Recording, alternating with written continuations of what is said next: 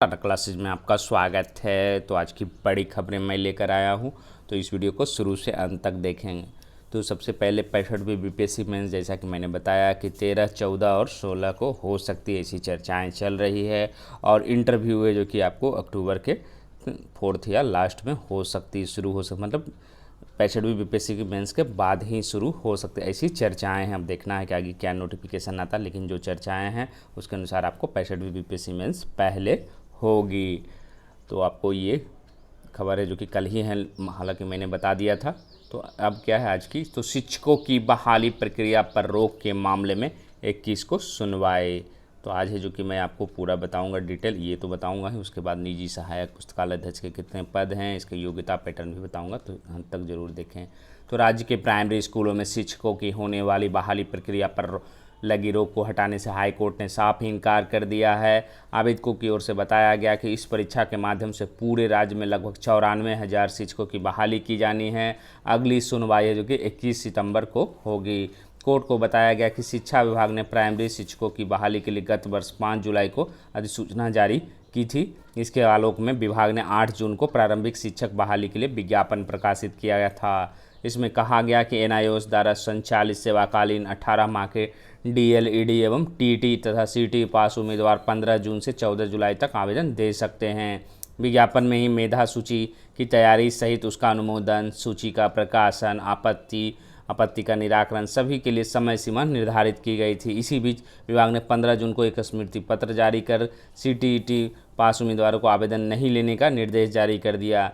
एक बार विज्ञापन प्रकाशित कर दिए जाने के बाद विज्ञापन की शर्तों में फेरबदल नहीं किया, लेकिन विभाग ने ऐसा कर छात्रों के साथ खिलवाड़ किया। 2012 में टीईटी पास छात्रों की मान्यता अवधि को बढ़ाकर 14 मई 2021 कर दी गई। 2019 में पास टीईटी परीक्षा के आवेदनों को उम्मीदवार नहीं लेना गैरकानूनी है।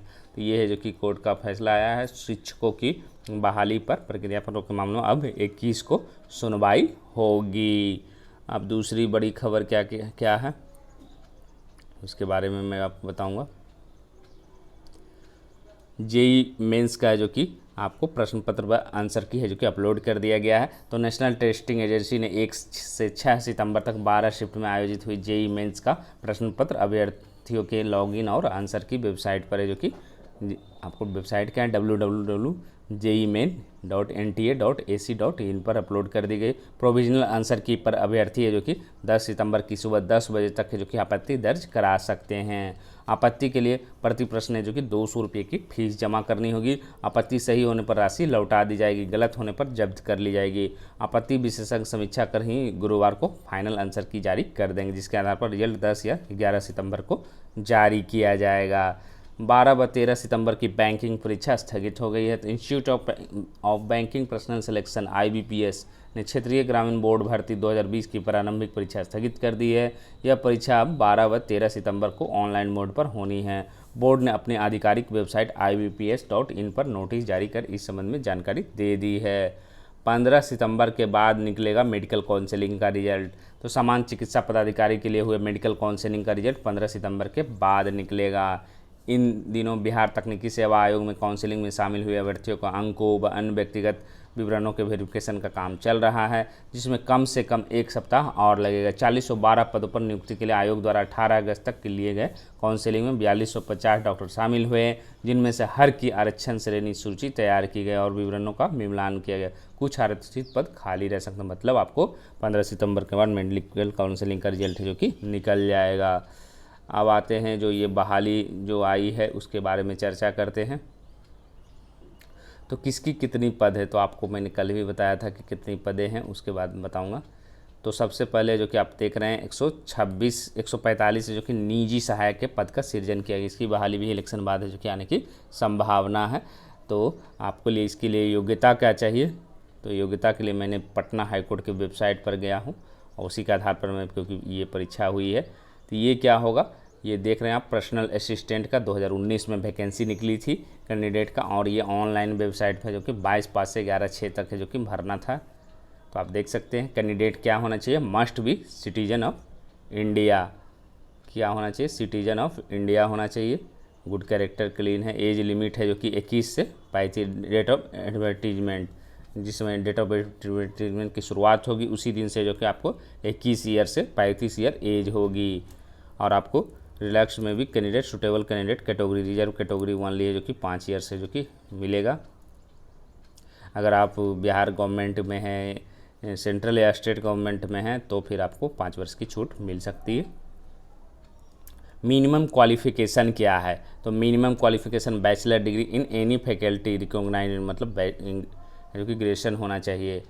Unless the candidate in honours graduate in English या post graduate in English he must be obtain 50% in English at the intermediate section, मतलब अगर इंग्लिश से किए हो तो 50% दोनों में चाहिए इंटर में।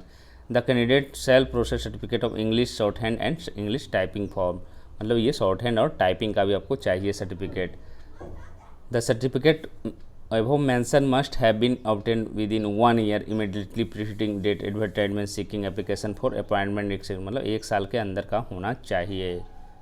और ये जो है आपको self diploma certificate last 6 month course computer application institution government में होना चाहिए। और आपको 80 वर्ड प्रति मिनट है जो कि स्पीड हो जो कि होना चाहिए पर minute in English shorthand typing. The candidate must be have speed 40 word प्रति मिनट इंग्लिश टाइपिंग में होना चाहिए। उसके बाद है जो कि आपको मोड ऑफ अपॉइंटमेंट क्या होगा, तो by direct requirement on the basis है जो कि English shorthand typing test होगा विथ मिनिमम 80 वर्ड प्रति मिनट, 800 वर्ड ओनली होगा और 10 मिनट में किया जाएगा।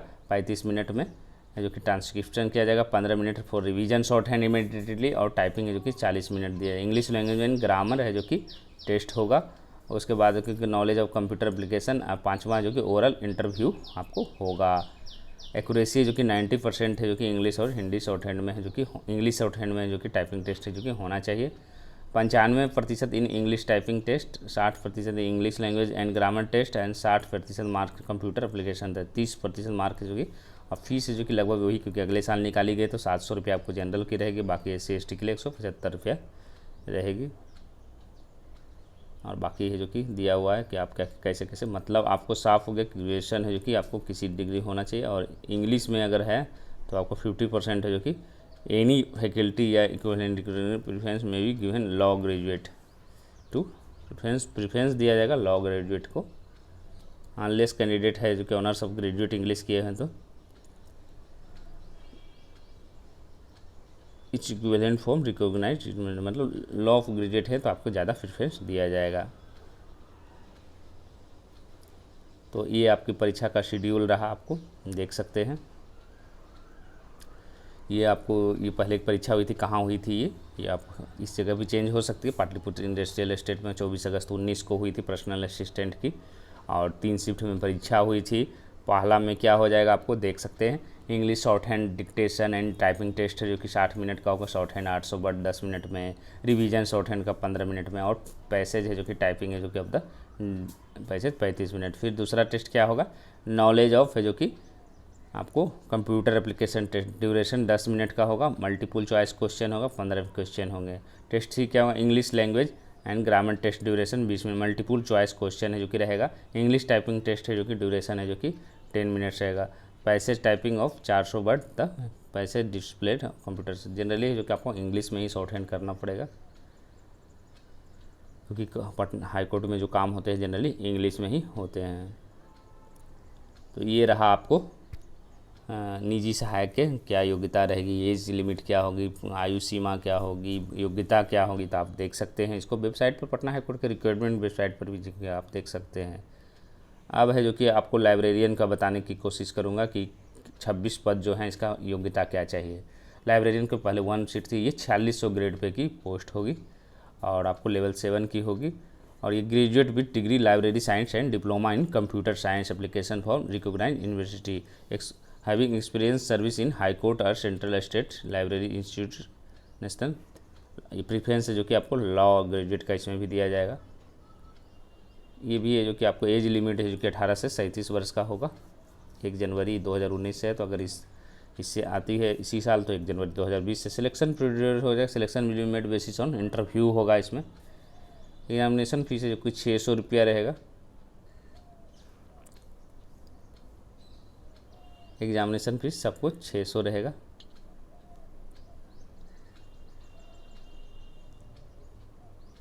ये आपने देखा।